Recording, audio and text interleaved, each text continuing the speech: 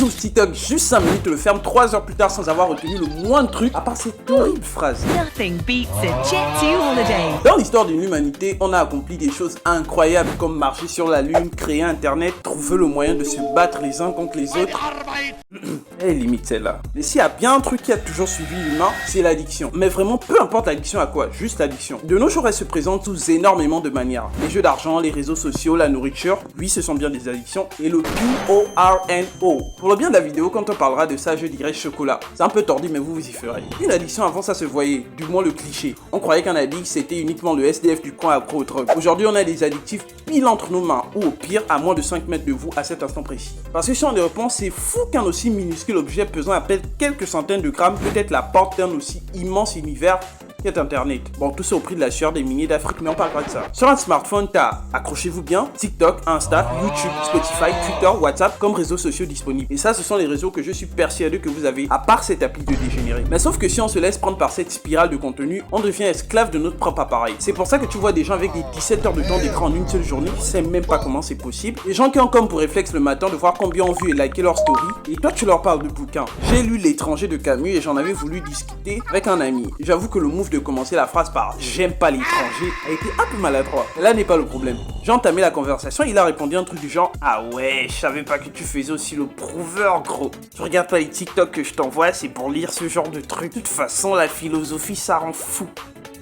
J'ai juste voulu lâcher un énorme point. Mais je me suis retenu parce que je me suis rappelé que t'es pas abonné et que c'est à toi que je vais lâcher ce point si tu le fais pas maintenant. Merci. Maintenant, regardez-moi bien. Il n'y a rien de bon à fumer. Surtout avec cette nouvelle version qu'est la puff qui permet à des gosses qui savent à peine marcher de fumer en toute tranquillité. Là, il n'y a pas de nuance. J'ai clairement pris un parti pris. Le problème, c'est qu'avec cette nouvelle version de la cigarette, qui est clairement là pour attirer les jeunes, voire très jeunes, avouons-le, les couleurs flashy et les goûts fruités font oublier que ça reste avant tout un poison. Et l'humain a eu la merveilleuse idée de commercialiser un jour. Donnez-moi le nom du créateur de cette merde, s'il vous plaît. La seule chose qu'on peut vous offrir pour vous féliciter, c'est une ordonnance de cancer du poumon. Ah bah c'est ce que vous voulez. Leur marketing est tellement poussé. C'est littéralement comme si tu disais à un gamin que s'il respirait dans ce machin, il respirerait littéralement de la fraise. Comment ne pas être attiré par cette proposition et par ses couleurs? Vous avez vu que j'ai pas parlé de la cigarette parce que elle, c'est la puff sans tout ce côté fun et coloré, mais avec 10 fois plus de nicotine. Apparemment, c'est pour les dark. La seule chose qui sera dark, ce sera la couleur de ton cercueil, frère. Parlons de la chose qui nous procure le plus de plaisir au monde. Je parle de la bouffe, bande d'esprit mal placé. Plus spécifiquement la malbouffe. Parce qu'on est quand même la seule espèce qui peut se taper le luxe de manger sans faire le moindre effort. On a inventé un service qui permet de t'apporter un besoin primaire jusque là où tu résides pour que tu n'aies plus qu'à l'ouvrir et le consommer. Franchement, c'est fort. Bon, en même temps, c'est la même espèce qui fait ça. La boubou. La boubou. Quelle indignité. Je m'abstiens du commentaire. La nourriture étant un besoin primaire ne compte peut-être pas comme étant une addiction? Pas du tout. Le problème avec cette addiction, c'est qu'au même titre des réseaux sociaux, on l'a trop banalisé. On se dit que quelqu'un est addict une fois qu'il ressemble à ça. Je suis pas grossophobe, j'ai un ami gros. L'alcool.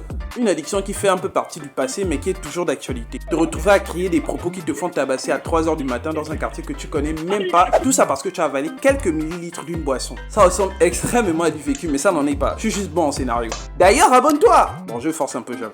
La consommation d'alcool de manière répétitive sans but précis est le plus souvent masqueur d'un mal plus profond. On connaît tout ce dicton qui dit « noyer son chagrin dans l'alcool ». C'est l'addiction des problèmes entre guillemets. Les jeux d'argent pour moi c'est l'addiction la plus stupide sans vouloir indexer ceux qui en souffrent. Mais quand même, ton but c'est de miser ton dur labeur, autrement dit ton fric, pour peut-être, et je dis bien peut-être, et je répète, peut-être en gagner plus. C'est du 60 de QI ça. En nuançant c'est un peu plus compliqué parce que cette addiction vient comme toutes les autres d'un addictif. Mais à la différence que cet addictif lui, il est invisible.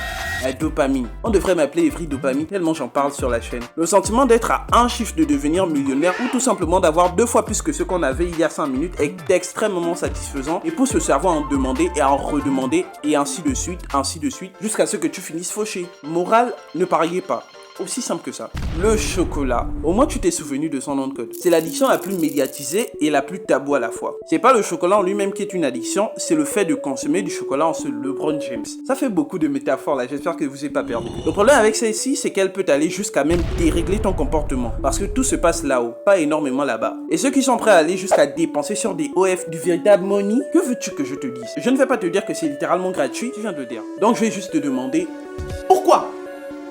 Endommager ton cerveau ne te suffit pas, il faut aussi que ton portefeuille verse des larmes. Cette addiction, c'est probablement la chose la plus casse-gueule que tu puisses faire subir à ton cerveau. La seule chose qui me vient à l'esprit qui puisse rivaliser avec, ce sont les addicts au crack agités comme des puces avec des yeux bien rouges, comme le bouton s'abonner qui vient juste d'apparaître. Ça va, c'était juste un petit rappel pour ceux qui l'ont pas encore fait. C'est une addiction qui a carrément le pouvoir de changer la façon dont tu vois les gens qui t'entourent. Donc en gros, elle peut littéralement changer ta personnalité.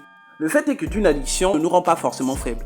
Elle nous met juste devant un point faible que l'on doit essayer de surmonter. Les gens ne sont pas addicts parce qu'ils sont faibles ou que ces dernières sont cool, mais parce qu'elles arrivent à les apaiser, les occupent et donc les distraient. Par conséquent, elles retardent les vraies questions qu'on ne peut se poser qu'à soi-même. Certaines addictions nous arrangent parce qu'elles nous évitent de changer. Elles permettent de rester exactement là où on est. Pas heureux, mais pas mal non plus.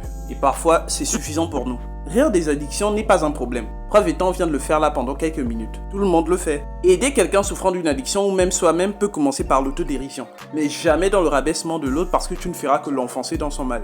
On peut en rire, on peut les minimiser, on peut dire que tout le monde fait ça, mais au fond on le sait. Blaguer sur les addictions c'est facile, les voir clairement c'est déjà plus rare, et les vaincre, ça commence souvent par un truc très simple. Ne plus faire semblant de ne pas les voir. Bref, petit like et moi je te dis à dans 5 secondes pour le prochain épisode. Ciao. Swag.